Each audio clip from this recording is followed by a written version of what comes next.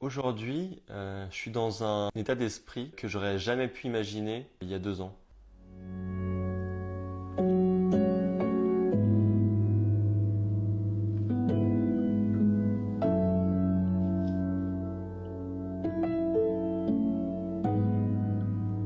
Typiquement, moi je me souviens avoir fait le deuil du silence, entre guillemets, parce que je me souviens d'avoir vu plein de commentaires de gens qui disaient ouais, c'est trop triste parce que plus jamais j'entendrai le silence. Mais en fait, cette pensée-là, on peut trop la contrecarrer en disant que, d'une part, en fait, on était peu attentif auparavant au silence, mais surtout, le silence, c'est pas une absence de bruit, c'est une absence de perception du bruit.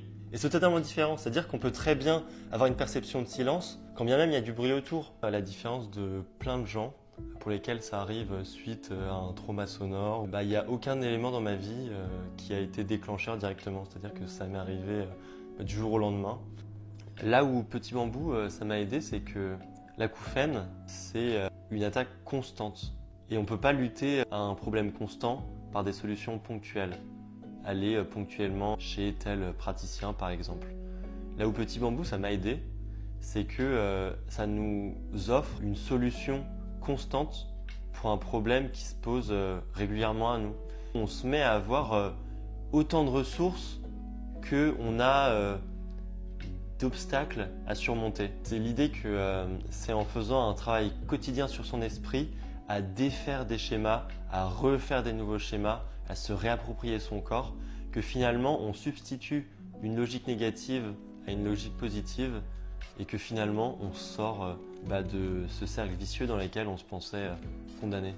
Dès qu'on aura la mauvaise idée de se voir glisser dans un cercle vicieux où on va se dire tiens, je m'acouphène, du coup j'arrive pas à me concentrer, du coup ma vie est foutue, et ça on va directement réussir à l'identifier déjà. On va dire attends, là je refais un raisonnement qui va m'entraîner sur une conclusion foireuse, il faut que je le casse dès le début.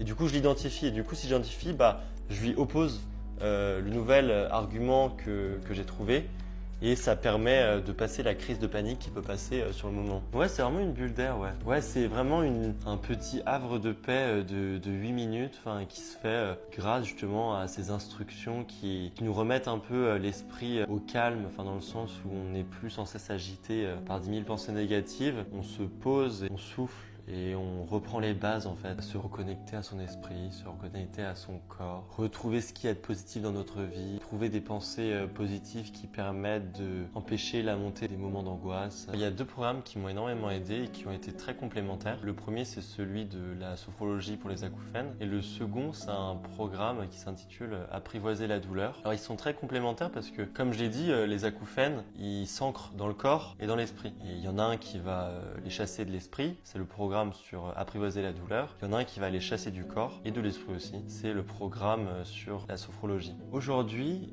je suis dans un état d'esprit que j'aurais jamais pu imaginer il y a 2 ans. Je pensais pas qu'on pouvait totalement faire abstraction de ces acouphènes.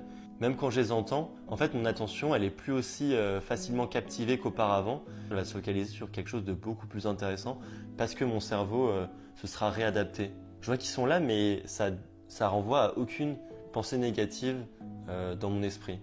J'aperçois qu'en fait, c'était rien les acouphènes.